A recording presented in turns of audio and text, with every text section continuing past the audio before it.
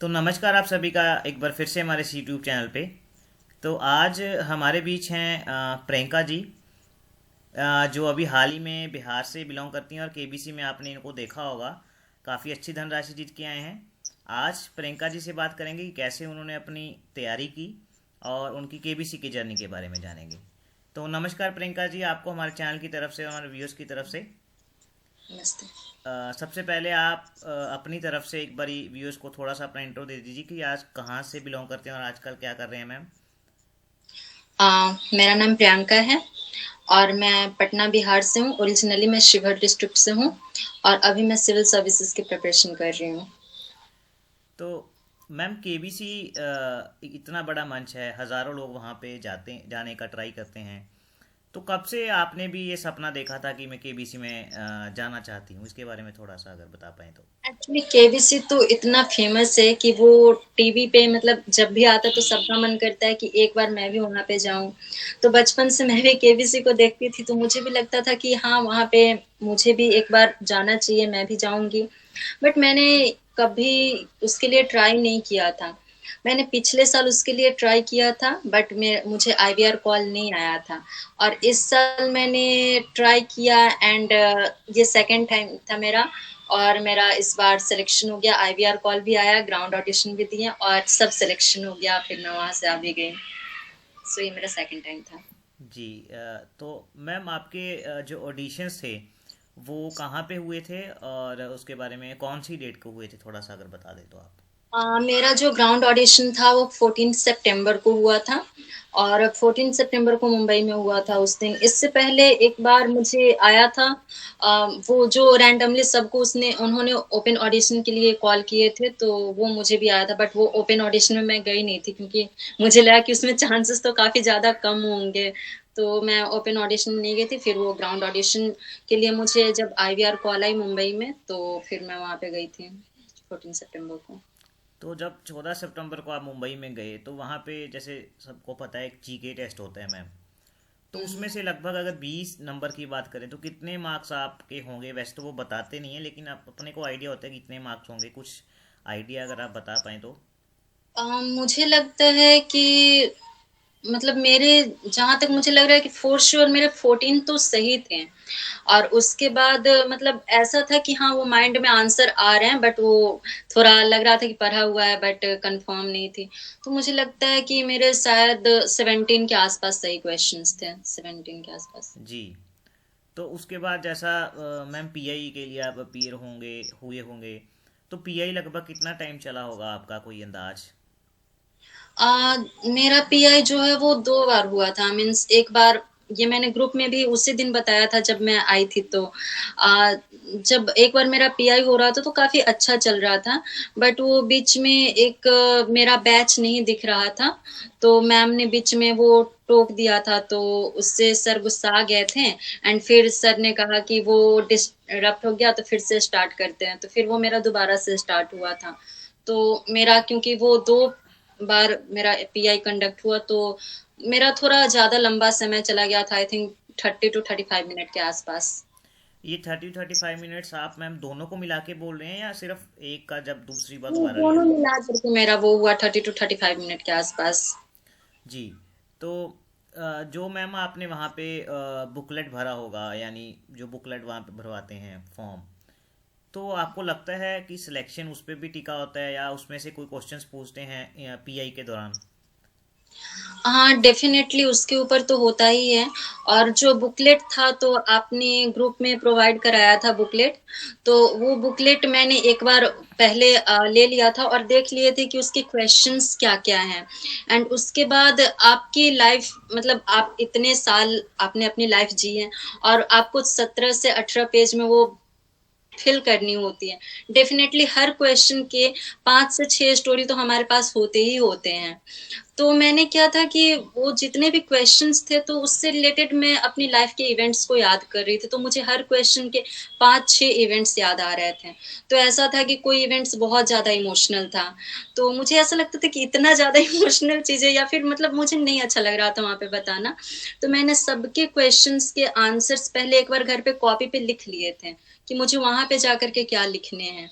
And ये सोच करके कि क्या अगर टीवी पे आ गया तो भी मुझे मुझे भी खराब ना लगे, बहुत ज़्यादा इमोशनल ना हो जाए, या फिर वो भी कुछ क्वेश्चन पूछ दे तो मुझे बताने में ऑकवर्ड ना लगे, या फिर मैं वहाँ पे कुछ अजीब फील ना करूँ।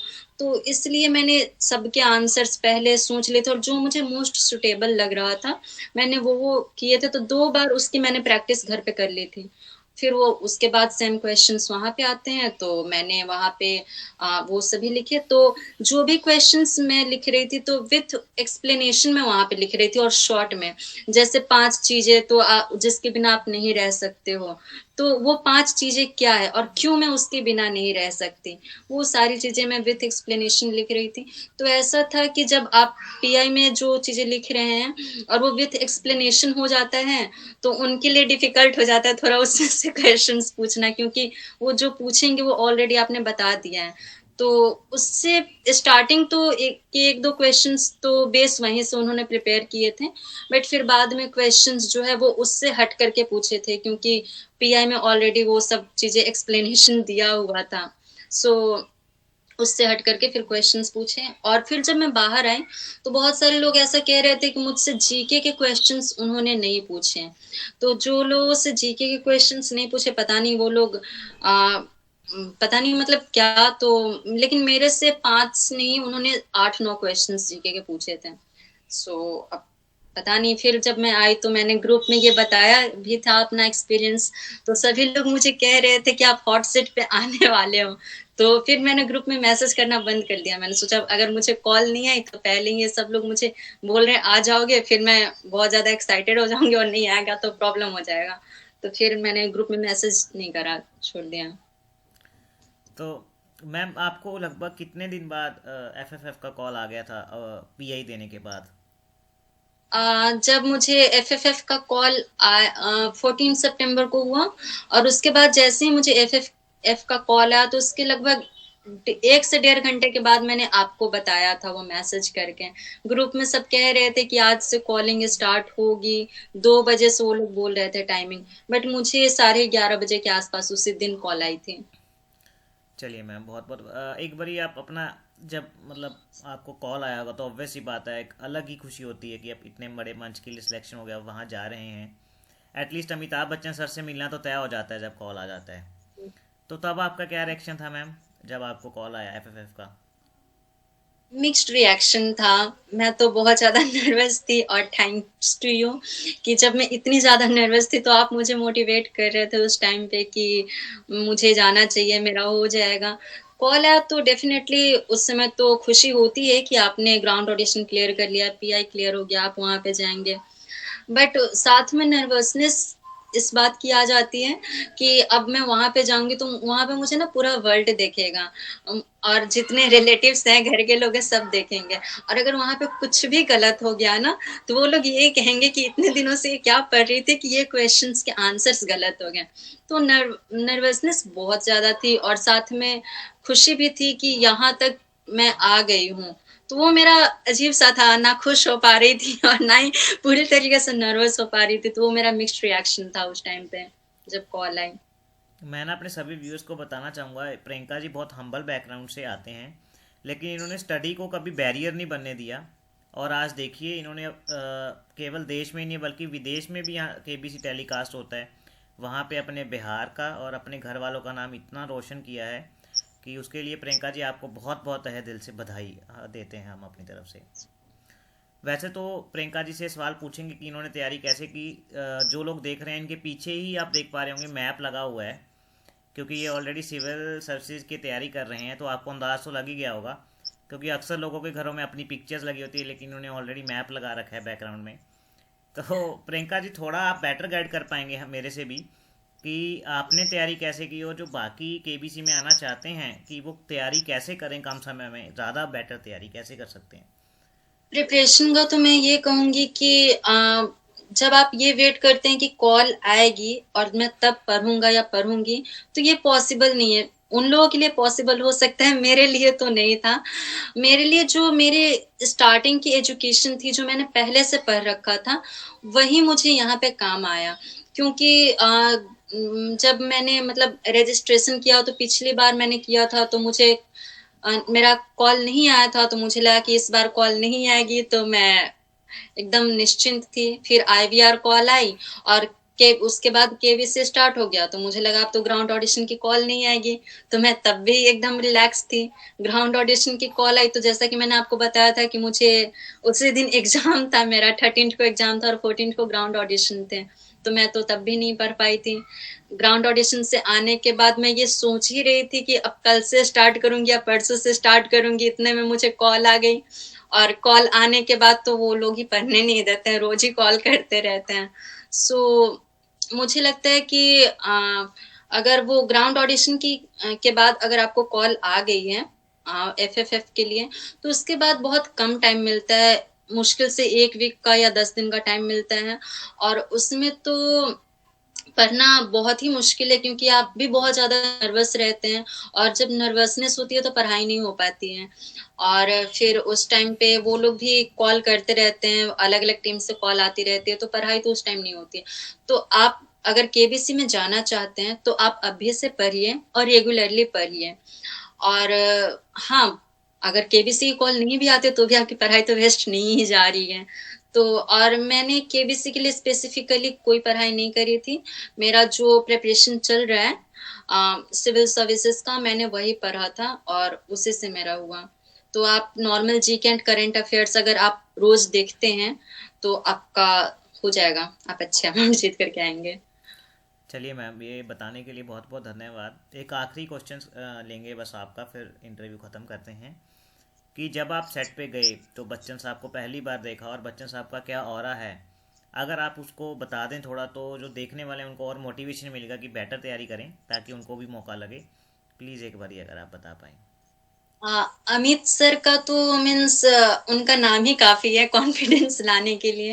पहले से मतलब ऐसा था कि जब मैं सेट पे जाने से पहले था, मुझे बहुत नींद आ रही थी और एकदम ऐसा लग रहा था कि नहीं, मैं तो वहां पे परफॉर्म ही नहीं कर पाऊंगी।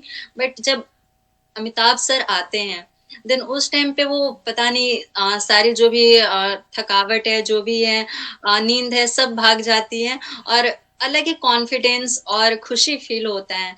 और उनको देख करके कि वो इस एज में भी इतने वो फिट रह रहे हैं और मतलब इतने एक्टिव हैं, चीजों को कर रहे हैं, तो हमें ऐसा लगता है कि अरे हम क्यों नहीं कर सकते हैं।